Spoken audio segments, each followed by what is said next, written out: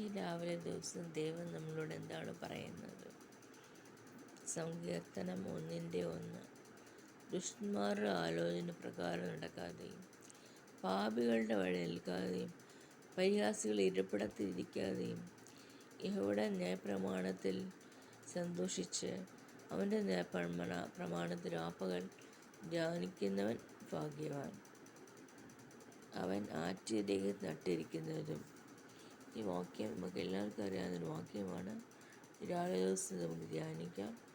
ദുഷ്ടന്മാരുടെ ആലോചന പ്രകാരം നാം നടക്കരുത്, പാപികളുടെ വഴി നിൽക്കരുത്, പരിഹാസികൾ ചെയ്യുന്ന ഇരിപ്പിടത്തിൽ ഇരിക്കരുത്.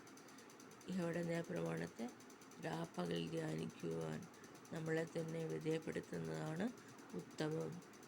ദൈവത്തിൻ്റെ നാമത്തെ വിളിക്കുന്നവരെ പഴിക്കുകയും ദുഷിക്കുകയും നിന്ദിക്കുകയും ചെയ്യുന്ന കാലഘട്ടത്തിൽ ജീവിക്കുമ്പോൾ പറയാം, എൻ്റെ യേശു എനിക്ക് മതിയായവൻ, എൻ്റെ യേശു എനിക്കൊരു തണൽ, എൻ്റെ യേശു എനിക്കൊരു കോട്ട, എൻ്റെ യേശു എന്നെ ജീവിപ്പിക്കും, എൻ്റെ യേശു എന്നെ ഉയർത്തും എന്ന് പറയുവാൻ നമ്മളെ തന്നെ സന്നദ്ധരാകാം. ദുഷ്ടന്മാരുടെ കൂട്ടം കാണുമ്പോൾ അവിടെ നിന്ന് മാറിപ്പോകാൻ യാതൊരു ആയുധം നിനക്ക് വിരോധം വരുവാന്ന് യാതൊരു ആയുധവും ഫലിക്കുകയില്ല എന്ന് യേശു പറയുന്നു. ഒരുത്തൻ നിന്നോട് കലശൽ കൂടുന്നുവെങ്കിൽ നിന്റെ നിമിത്തം വീഴുമെന്നാണ് പറഞ്ഞേക്കുന്നത്. യഹോവ എനിക്ക് അനുകൂലമെങ്കിൽ പ്രതികൂലമാർ. യഹോവ എൻ്റെ ജീവൻ്റെ ബലം, ഞാൻ ആരെ പേടിക്കും? യഹോവ എൻ്റെ ജീവൻ്റെ ബലമാകുന്നു, ഞാൻ ആരെ പേടിക്കും എന്ന് ദാവീദ് പറയുന്നു. ദാവീദിൻ്റെ സങ്കീർത്തനമാണിത്. നീതിമാൻ്റെ ദുഷ്ടൻ്റെയും താരതമ്യം. നീതിമാനെ അനുഗ്രഹിക്കും, ദുഷ്ടനെ ഇല്ലാതാകും. അവൻ്റെ ഇടം നോക്കിയാൽ അവൻ പട്ടുപോകും. നമ്മളുടെ ചുറ്റുമുള്ള വൈരികളുടെ മുൻപിൽ ജീവിക്കുമ്പോൾ നമ്മൾ നല്ലത് മാത്രം ചെയ്താൽ മതി. ദുഷ്ടന്മാർ എങ്ങനെ വരെയും ചെയ്തോട്ടെ, നമ്മൾ നല്ലത് മാത്രം ചെയ്ത് ജീവിച്ചാൽ മതി.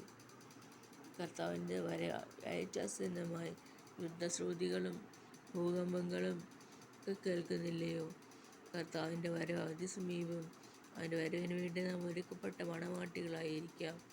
നല്ല എണ്ണ ചേർത്ത് വെക്കാം. അവൻ്റെ വരവിൽ എണ്ണയുണ്ടോ എന്ന് ചോദിക്കുമ്പോൾ എണ്ണയുണ്ടെന്ന് പറയുക.